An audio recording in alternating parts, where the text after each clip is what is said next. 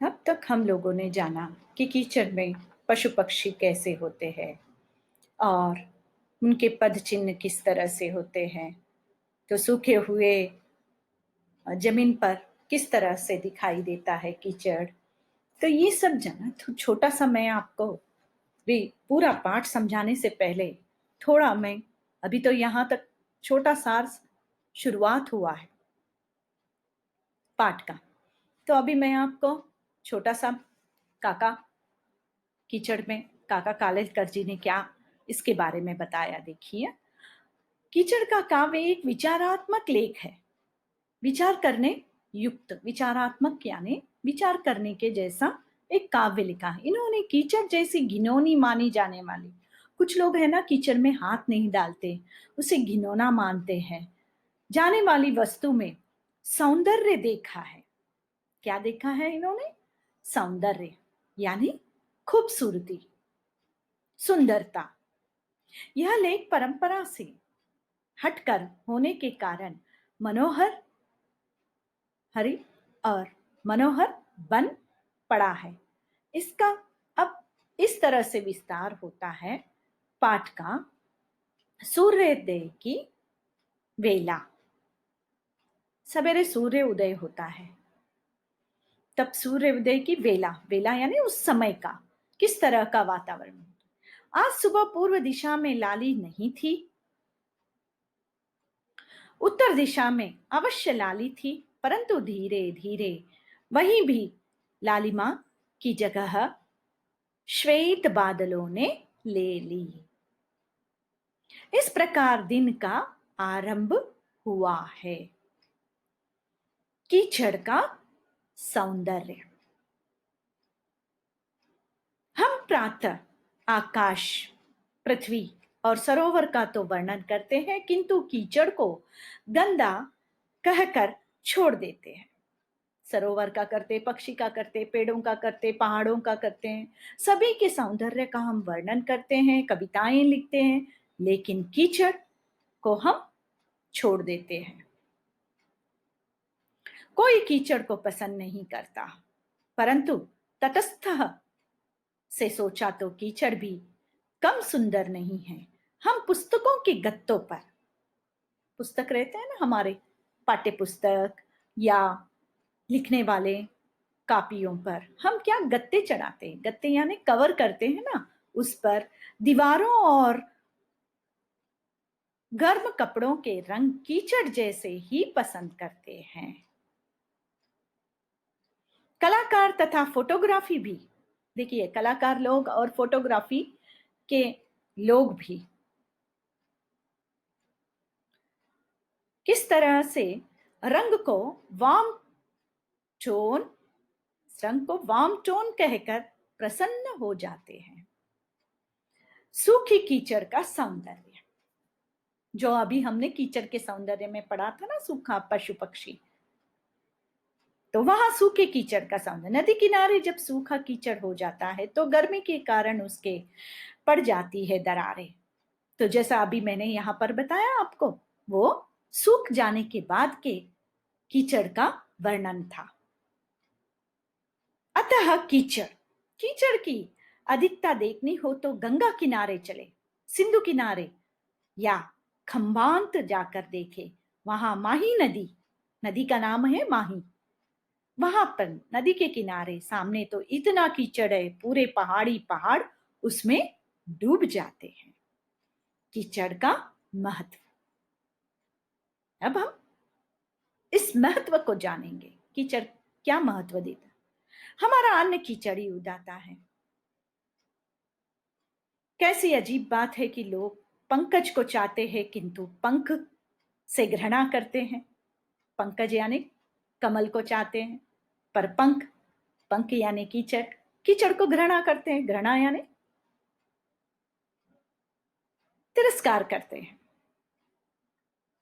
कमल को चाहते हैं तो मल को से घृणा करते हैं। यदि कवियों को यही बात कही जाए तो वे उल्टे तर्क देते हैं। वे कहते हैं वासुदेव की पूजा सभी करते हैं, किंतु वसुदेव की कोई नहीं करता। हीरे और मोती को सभी उल्टे तर्क देते हैं। वे कहते हैं वासुदेव की पूजा में सभी होते हैं, पत्थर और मातृश्री को कोई गले नहीं लगाता। लेखक ऐसे कवियों माथा के साथ माथापच्ची नहीं करना चाहते। काका कालेलकर जी कीचड़ के बारे में ऐसे कवियों के साथ से उनका कुछ भी नहीं है लेना देना, कि मैं इस कविता को पढ़ता हूं और इस कविता को मैं इस तरह से लिखना चाहता हूं कीचड़ के सौंदर्य का।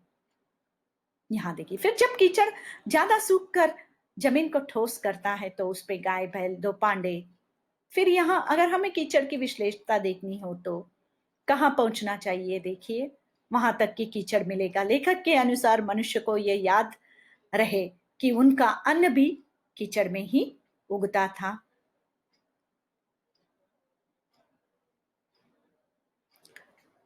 हमारे कवि मल के द्वारा उत्पन्न शब्द का उपयोग शान से करते हैं, परंतु मल को स्थान नहीं देते, यानी गंदगी को। इस विषय पर हम लोग, ये विषय है कक्षा में चर्चा करने के उत्तम लायक विषय है।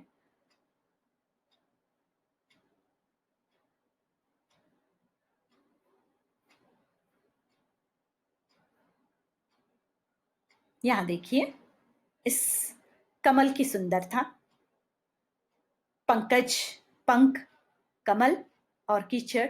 अन्न हमारा कहाँ उगता है? कीचड़ में ही उगता है, तो हम उसे क्यों तिरस्कार करें?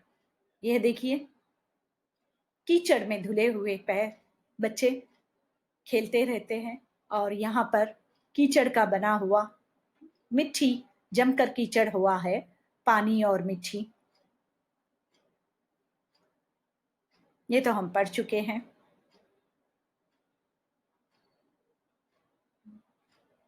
कितनी अच्छी बात काका कालेलकर ने हमें इस काव्य के द्वारा हमें समझाया। यहाँ पर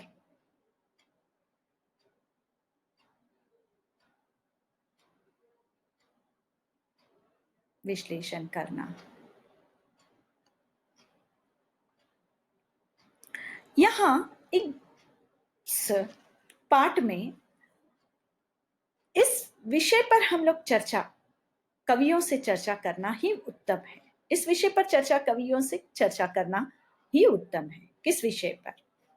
कहा कि जो हम आज कीचड़ का काव्य पढ़े हैं ना, कुछ लोग है ना कीचड़ को पसंद नहीं करते हैं, कुछ लोग नहीं। कीचड़ ही श्रेष्ठ और महान है।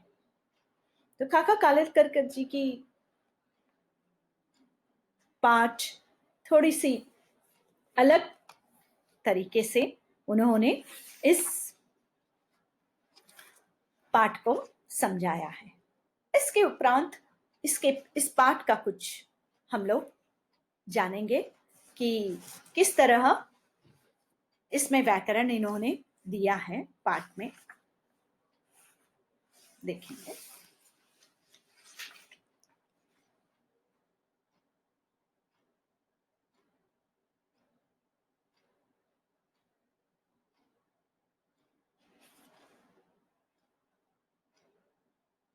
पर्यायवाची शब्द दिया है इन्होंने।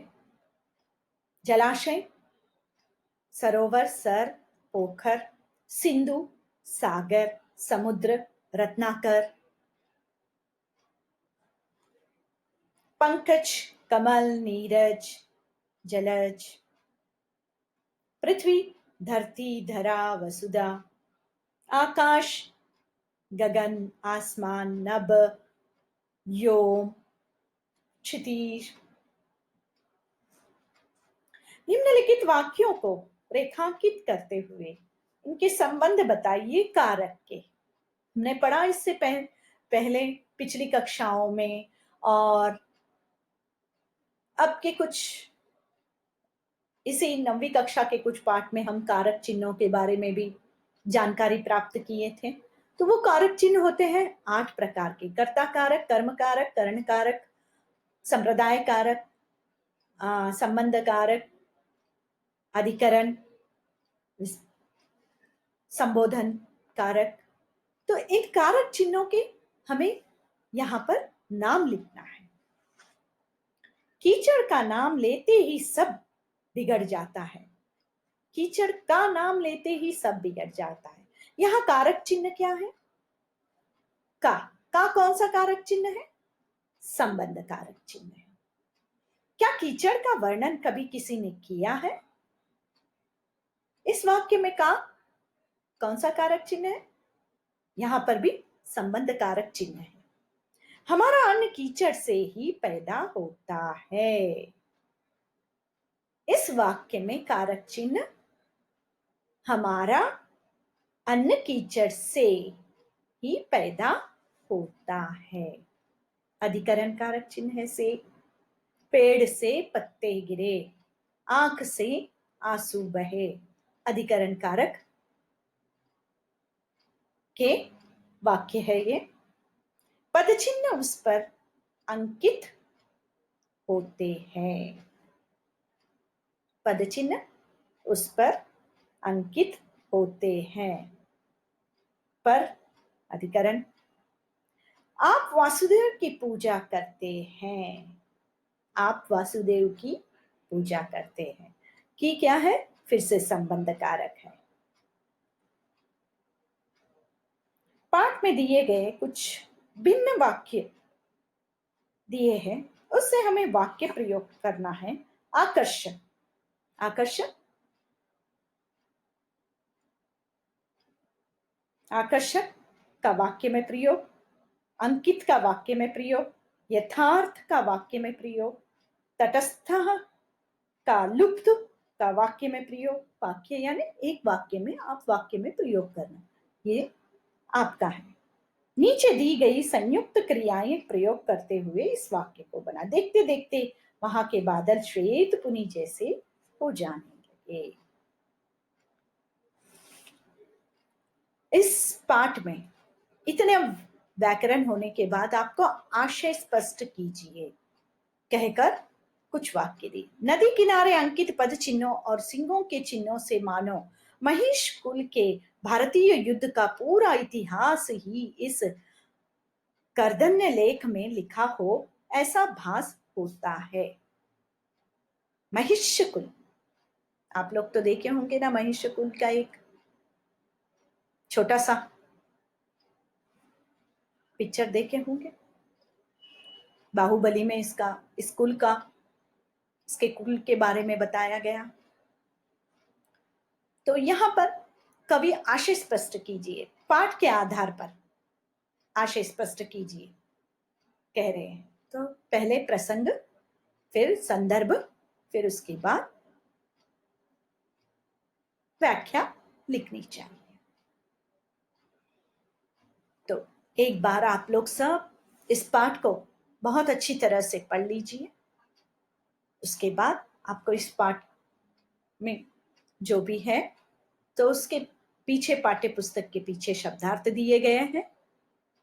उन शब्दों का अर्थ जानते हुए आप पाठ को पूरी तरह समझ सकते हैं। अगर कुछ कुछ शब्द आपको समझ में नहीं आ रहे तो शब्दकोश से ढूंढकर आप उसका अर्थ जानते हुए इस पाठ को अच्छी तरह से पढ़ लिया कीजिए। ठीक है। हमने आज कीचड़ के सौंदर्य के बारे में, कीचड़ के महत्व के बारे में जानकारी काका कालेलकर जी के द्वारा प्राप्त किया है। धन्यवाद।